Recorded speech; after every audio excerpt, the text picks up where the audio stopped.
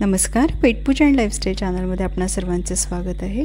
आज आपण लिंबूचं लोणचं बघतो आहे। तर हे लोणचं आपण न शिजवता, न वाफवता, न ऊन दाखवता, न तेल वापरता करतो आहे।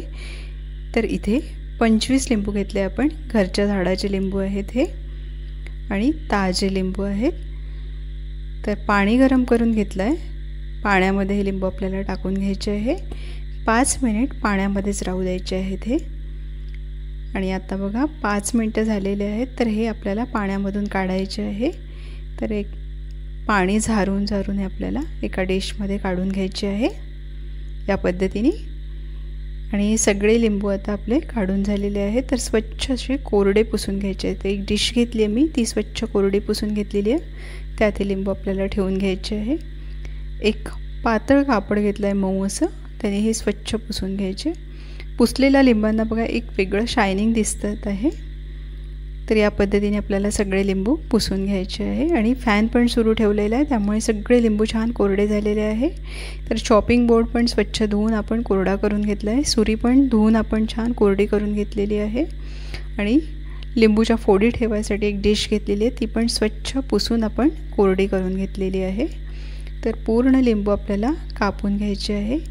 तर एका लिंबूच्या आपण 4 फोडी करू शकतो किंवा 8 फोडी पण करू शकतो। तर आपल्याला जसं आवडत असेल त्या पद्धतीने फोडी करून घ्यायच्या। इथे मी काही लिंबूंच्या 4 फोडी केलेल्या आहेत, तर काही लिंबूंच्या 8 फोडी केलेल्या आहे। लिंबू चिरत असतानाच त्यातलं बी आपल्याला काढून घ्यायचं आहे। पूर्ण बी काढून घ्यायचं। जर लोणच्यामध्ये लिंबूला राहिलेलं बी लोणच्यामध्ये गेलं तर लोणच्याची चव कडवट येणार आहे आणि खायला ते कडू लागेल आहे मग। त्यामुळे बी पूर्ण काढून घेणं आवश्यक आहे। तर या पद्धतीने आपल्याला सगळे लिंबू चिरून घ्यायचे आहे। लोणचं करताना नेहमी लक्षात ठेवायचं की आपण जी भांडी वापरणार आहोत ती पूर्ण कोरडी असावी। पाण्याचा अंश कुठेही नको। हात पूर्ण कोरडे असावे। थोडा जरी पाण्याचा संपर्क आला तर लोणचं खराब होऊ शकते, लोणच्याला बुरशी लागू शकते। तर या पद्धतीने आपण सगळ्या लिंबांच्या फोडी करून घेतल्या। याला आता मीठ आणि लाल मिरची पावडर लावून घ्यायचं आहे। तर इथे 6 चम्मच मीठ घेतलं आहे मी पोहे खायच्या चमच्याने, आणि 3 चम्मच आपल्याला लाल मिरची पावडर घ्यायचं आहे। तर हे लोणचं आपण पारंपरिक पद्धतीने करतो आहे। आणि हे आता आपल्याला मिक्स करून घ्यायचं। तर चमच्याने मिक्स करून घ्यायचं, जेणेकरून सगळ्या फोडींना लाल मिरची पावडर आणि मीठ लागेल आहे। या पद्धतीने मिक्स करून घ्यायचं आहे।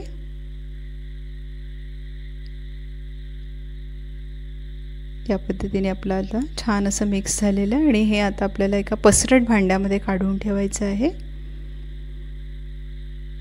तर एक पसरट भांडं आपण घेऊया आणि या सगळ्या फोडी त्यात काढून घ्यायच्या आपल्याला। या पद्धतीने आपल्याला सगळ्या फोडी काढून घ्यायच्या आहे। आणि हे आज आपण बरणीमध्ये भरणार नाही, तर या अशाच फोडी आपल्याला यात राहू द्यायच्या उद्यापर्यंत। झाकून ठेवून द्यायचं आहे। छान घट्ट असं झाकण बसेल असं झाकून ठेवायचं आहे आपल्याला।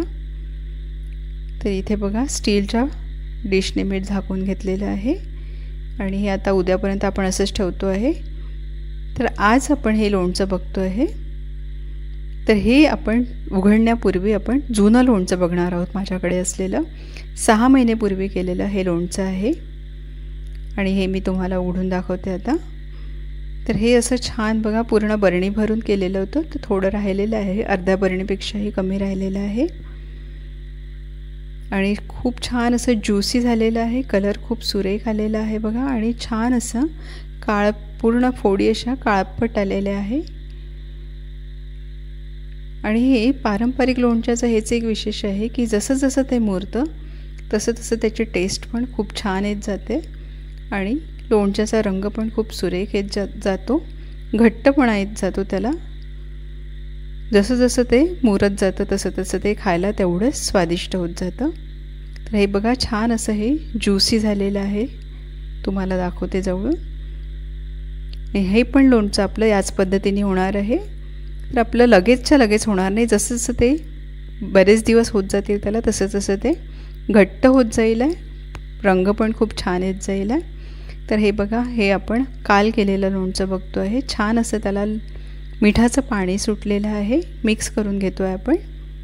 आणि आता आपल्याला यात गूळ घालायचा आहे। तर अर्धा किलो गूळ घेतला आहे मी, फोडून घेतलेला आहे। काही यात असे खडे आहेत आणि हे आपण घालून घेतो आहे यात। पूर्ण अर्धा किलो गूळ आपल्याला घालून घ्यायचा आहे आणि आता हे मिक्स करून घ्यायचं आपल्याला। तर गूळ पूर्ण मिक्स करून घ्यायचा लोणच्याच्या फोडींमध्ये। यात मिठाचं पहिले पाणी आहे, तर त्यामुळे आता गुळाचं पण पाणी होणार। व्यवस्थित मिक्स करून घ्यायचं। खडे असल्यामुळे लगेचच्या लगेच पाणी होणार नाही, जेवढा क्रश झालेला गूळ आहे त्याला लगेच पाणी सुटेल आहे। आणि हे असं छान मिक्स करून घ्यायचं। तर यात आता आपल्याला पुन्हा लिंबूचा रस घालायचा आहे। तर मी इथे 10 लिंबू घेतलेले आहे। लिंबू व्यवस्थित चिरून घ्यायचे आणि याचा आपल्याला रस काढून घ्यायचा एका बाउलमध्ये। वरती चाळणी घेतलेली आहे, गाळणीमध्ये गाळून घेतलं की बी वरती निघेल आहे आणि खाली आपल्याला छान रस मिळेल आहे बाउलमध्ये। ते या पद्धतीनेच करायचं, म्हणजे जास्त मेहनत होत नाही बी काढायची। आणि हा आपला पूर्ण रस तयार झालेला आहे। 1 पाऊण बाउल भरून तयार झालेला आहे 10 लिंबूचा रस। आणि हा रस यात घालून घ्यायचा, म्हणजे भरपूर असा लोणच्याला रस राहतो। बरेचदा असं होते की आपल्याला फोड खावीशी वाटत नाही, नुसता लोणच्याचा रसच खावासा वाटतो जेवणामध्ये। तर ते सुद्धा आपल्याला एक लिंबूचं लोणचं खाल्ल्याचं सॅटिस्फॅक्शन मिळतं तेवढ्या याच्यात। मिक्स करून घ्यायचं, हे व्यवस्थित असं मिक्स करून घ्यायचं।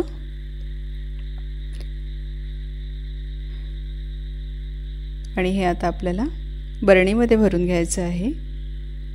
तर इथे मी बरणी घेतलेली आहे। ही बरणी स्वच्छ धुवून घेतलेली आहे आणि 2 ते 3 दिवस उन्हामध्ये कोरडी करून घेतलेली आहे आणि निर्जंतुक पण करून घेतली आहे। वाटलं तर तुम्हाला खाली मीठ घालू शकता तुम्ही, पण मला त्याची गरज वाटत नाही।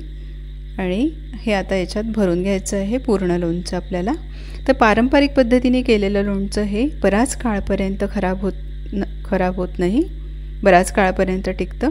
जोपर्यंत ते संपत नाही तोपर्यंत ते खराब होत नाही, संपतपर्यंत ते चांगलंच राहतं। 2-3 वर्षापर्यंत बरेचदा पारंपरिक पद्धतीने केलेलं लोणचं हे टिकत असते। थोडंसं पेशन्स ठेवावं लागतं, कारण लगेचच्या लगेच ते आपल्याला आज केलं आणि उद्या खाल्लं असं नाही होत। तर साधारण 15 ते 20 दिवस वाट बघावी लागते लोणचं खायसाठी। आणि हे आता आपण लोणचं बरणीत भरलेलं आहे। काल आपण हे लोणचं केलं आणि आज बरणीत भरून ठेवलं। हे 2 ते 3 दिवसांनी आपल्याला बरणी उघडून पूर्ण खालवर करून घ्यायचं, चमच्याने फिरवून घ्यायचं। ओले हात लावायचे नाही आहे याला आणि पाण्याच्या भांड्याजवळ ठेवायचं नाही आहे। तर झाकण लावून घ्यायचं याला। झाकण लावण्यापूर्वी बरणी आपली पूर्ण भरलेली आहे, तर थोडंसं टॅप करून घ्यायचं, म्हणजे फोडी आतमध्ये व्यवस्थित बसतील आहे आणि भरपूर असा रस आतमध्ये राहायला मदत होईल आहे। ते झाकण आता लावून घ्यायचं या बरणीचं आणि 2 ते 3 दिवसांनी पुन्हा हे उघडून आतमध्ये खालवर करून घ्यायचं, म्हणजे चमच्याने फिरवून घ्यायचं। आज 10 दिवस झालेले आहे, आपण पुन्हा बघतो आहे लोणचं। तर आता आपण आतमध्ये बघणार आहोत। तर मी यापूर्वी 2दा मिक्स करून घेतलेलं आहे आणि हे बघा 10 दिवसानंतर सुरेख असा रंग आलेला आहे लोणच्याला आणि भरपूर असा रस आलेला आहे बघा। तर हे आपण एका बाउलमध्ये काढून बघूयात। लिंबाच्या फोडींना पण कलर आता डार्क यायला लागलेला आहे। ज्यावेळेला आपण लोणचं केलं होतं त्यावेळेला पिवळा धम्म कलर होता, पण आता त्याला काळपट असा रंग येतो आहे। पण अजूनही हे लोणचं आपल्याला खाण्या एवढं मुरलेलं नाही आहे, अजून याला काही दिवस मुरू द्यावं लागणार आहे आपल्याला। आणि हे असं खालवर करून घ्यायचं पूर्ण चमच्याने, आतपर्यंत चम्मच फिरवून घ्यायचा आणि झाकून ठेवून द्यायचं आहे हे आता आपल्याला। तर आता 10 दिवस झालेले आहे, आपण 10 दिवसानंतरचं लोणचं बघितलं आणि आता आपण 22 दिवसानंतर लोणचं बघतो आहे। तर या लोणच्याला आपल्या 22 दिवस झालेले आहे बघा आणि हे छान असं घट्ट आलेलं आहे। एका बाउलमध्ये काढून मी तुम्हाला दाखवते। तर हे बघा, हे लोणचं याची साल पण छान अशी काळपट आलेली आहे, छान असं हे मुरलेलं आहे आणि सुरेख असा याचा रस घट्ट आलेला आहे। तर हे आपण जेवणासोबत खायला घेऊ शकतो आता।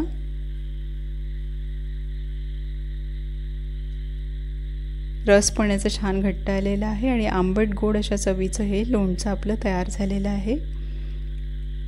तर या पद्धतीने तुम्ही पारंपरिक पद्धतीने नक्की एकदा ट्राय करू शकता लिंबूचं लोणचं। बरेच काळपर्यंत हे खराब होत नाही पारंपरिक पद्धतीने केलेलं लोणचं। व्हिडिओ जर तुम्हाला आवडला असेल तर लाईक करा, या पद्धतीने नक्की एकदा ट्राय करा, मित्रमैत्रिणी आणि नातेवाईकांना शेअर करा। सबस्क्राईब केलं नसेल तर आत्ताच सबस्क्राईब करा, सोबतचं बेल आयकॉन प्रेस करा जेणेकरून येणाऱ्या प्रत्येक व्हिडिओची नोटिफिकेशन तुम्हाला पहिले मिळेल आहे। पुन्हा भेटू एका नवीन व्हिडिओसोबत। थँक्यू।